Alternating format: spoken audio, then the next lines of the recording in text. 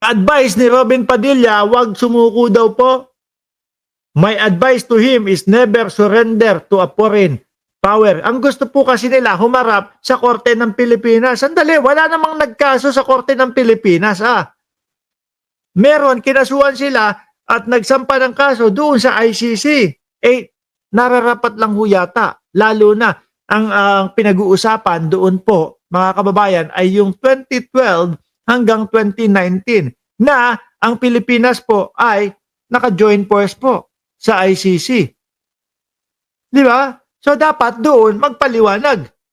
Kasi sakop pa din po tayo nun nung mga panahon na iyon At tama naman po sila na hindi pwedeng pagka sinabi mo kumalas ka na, wala na yon, hindi na. Bakit? Merong mga insidente na pwedeng mangyari na kaya kakakalas kasi alam mo na may kasalanan ka. Di ba?